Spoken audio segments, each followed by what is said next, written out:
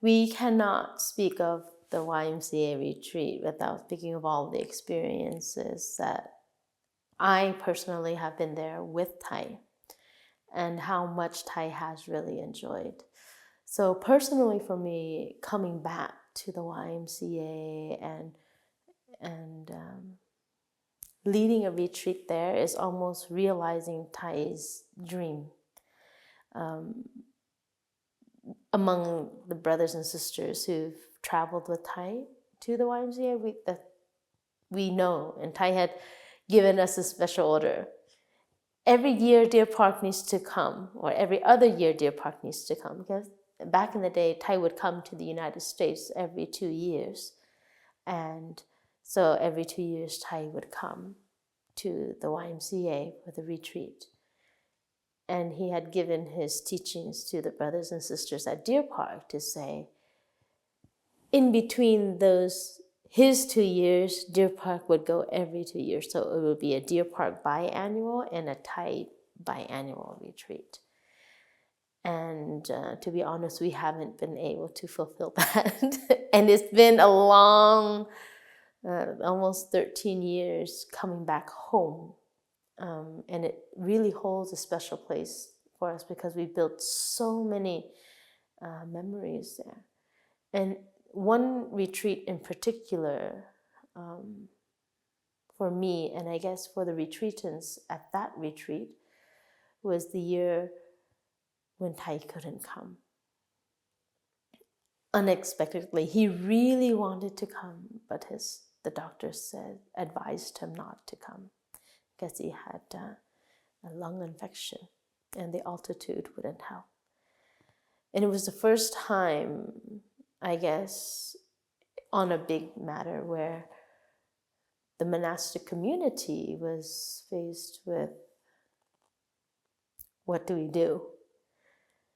And we were ready to, be at a loss for that. Like, okay, if people want to cancel, we'll give them a full refund. And it was just like, okay, we couldn't promise Thay being there. So we sent out mass emails saying, due to our teacher's help, he couldn't come. And but the retreat is still going to happen, and if you decide to cancel, we'll give you a full refund. I was part of that organizing team, and it turned out we only had one cancellation of the 1,000 people who registered. And the one cancellation was simply because they had a family emergency, and not because Thay wasn't going to be there. And it was a very intense retreat, internally on terms of the monastic side, because we were like, okay, so who's going to teach now? Thay is not there. And it was a lot of like, how do we come together on the monastic? It was a monastic community. It was quite a growth in terms of discovering ourselves and realizing our true potential as a community, and also creating space for holding ourselves as monastic and to hold space for the bigger community. 1,000 people at that retreat, 999. And it was very touching because you can really feel the anxiety and the worry and the fear collectively. It wasn't just the lay friends. It wasn't only the monastics. So we were sharing the same feelings. And at the same time, on a global level, or on a community level, we were able to hold and heal and transform and touch joy in that. That sorrow and that grief and that worry and that anxiety. And that was the highlight of how the YMCA was so special, is because it created that space for us to grow. And then 2 years later, Thay came back. And I remember the funniest thing is that, ironically, that retreat, the one that Thay couldn't come to, the theme was, one Buddha is not enough. And one of the lay friends jokingly said, one Thay is not enough. And I remember having the last meal in the dining hall. And when we serve ourselves, we have a tray of food. And what happened is that we would go and we would put the tray in this area so they can clean it. And it says the tray return. So there's a sign that says tray return. But one of our lay friends, took a napkin, drew a letter H and covered the R and says Thay returns, because that was the day when we heard the news that Thay was healing and feeling better from the hospital. And so everybody was so happy that they continued to attend this retreat without Thay's physical presence. And I think they touched Thay at a deeper level, in a sense where it's not a physical person, but really touched the essence of his teaching. And then for me, this is what it's coming back to feel that growth again, to touch base again with that essence of Thay's teachings and practice, not as an individual, but as a community. And I do know there has been a lot of requests for us to come back to the YMCA, and people are waiting for us to return, because maybe for them it holds something also special. But for me personally, it holds that where we came together and the living Thay was manifested in the community through our practice, not through one person, through a sole leader, but every one of us contributed to walking peacefully, eating mindfully, sitting together, breathing together, and that created the energy of Thay, not Thay himself. And this year we have, I would say, almost 60 monastics from Deer Park, almost all of us, yeah. 50, I take that back, 50 monastics. And the majority of the monastics have never been to the YMCA.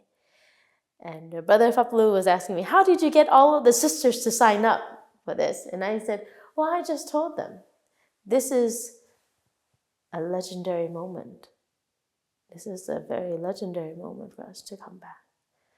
And for one reason or another, maybe we've become too busy or engrossed in our work, or even engrossed in our self-doubt or feelings of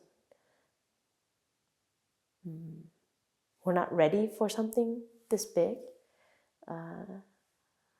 And finally, we took a leap of faith into organizing the retreat at the YMCA. So it's like for our growth and the growth of the community, the greater community. And that's, for me, is what makes it so special, is that the willingness to come together and to build community and to build practice and to hold each other. Some of us are still grieving the transformation of our teacher. Some of us are grieving in many different ways, in many different forms, and some of us have a lot of anxiety. Anxiety because of the climate, anxiety of the political climate, the global climate on weather, but also political climate in terms of all the wars and things that are happening. And coming home to this retreat can help us touch base with that. In the midst of this grief and sorrow, worry and anxiety, we can once again touch joy, healing and transformation. Yeah. So that's, for me, is where I'm coming from in terms of what makes this retreat so special. Thay is still among us. If you would could speak words of Thay at this moment, what would he say? What would Thay say? Why not? Why not come to this retreat? What is that resistance? What is that resistance of not wanting to come together? How have we treaded on our path to make it feel that we should do this individually? So if I were to touch into Thay, you say, just do it. If not now, then when? If not now, then when? If not you, then who?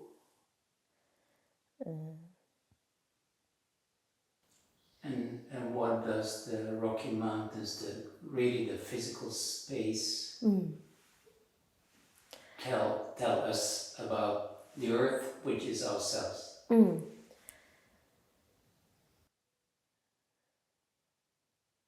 Well, I don't know. I'm pretty much a city girl, so I'm happy anywhere. But I do say that it's almost like the nature of the YMCA in itself, being what we all know it as, the older generation is for Christian young men, Christian association. But there's a lot of community sense in that, and it not being a Buddhist monastery, or very American in a way, and yet in nature, is very beautiful, and it's away enough, far away enough from the city and the busyness, so that you can have that moment of stillness, of quietness, to tap into to yourself. And of course, excuse me, being at Deer Park is pretty much the same, but we don't have bears going around and things like that. But it's just really, you're so in close with nature.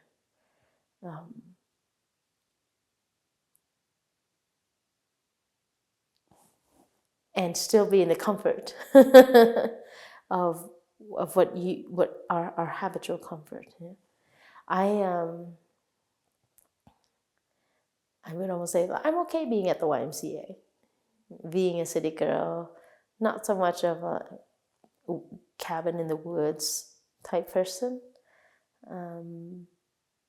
but it gives me this open space to not only be immersed in nature, but also to look nature from a distance. And I say this not because I don't want to sit next to a tree, but it also helps me see objectively also how my relationship and the connection between my relationship and nature.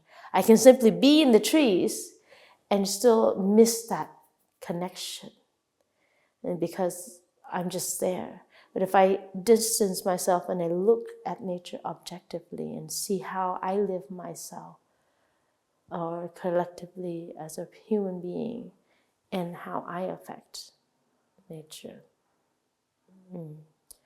So this retreat of Mother Earth, our true nature, is also for me is to to study and to learn from the ways that nature has been growing and healing, and also what happens when nature is not being heard. In the same way, in reflecting on myself, of when I feel that when I am not being heard, when my suffering and my cries and pains are not being heard, how does that make me feel as a person? And also, how does nature, when not being heard, through her pain and her suffering, how does she cope with that? How does she continue to heal and transform as much as she can? Sometimes I ask, have we ever thought that Mother Nature is being burnt out? Because for us, when we are overwhelmed with things, we feel burned out. We take a relax, we take a break, we go on vacation, or we just sleep in. But doesn't Mother Nature do that too? Or can we not do that? What is her signs of burnout? And we haven't really looked at that in the way. We only looked at ourselves as an individual, separated. Well, the trees are going to be there. I can sit in the tree. I can take refuge in that tree because the tree does not know burnout. That's what we think, essentially. But if there's not enough clean air, water, and clean water, healthy water, and things that help build the tree, it also stresses out trying to find its own nutriments and source of nourishment. And so for me, being at the Rocky Mountains is I am in nature, but I'm also given enough space to see nature objectively and to find that connection. So it's not living in nature and holding that space. And while that is taking place, there's whole community around us, trying to listen, learning to listen to nature, learning to listen to ourselves, and connecting the dots to each other. Yeah.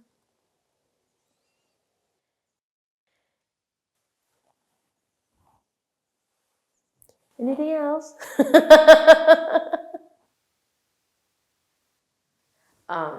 The 3 words that come to me that would describe this retreat would be nurturing, holding, and healing.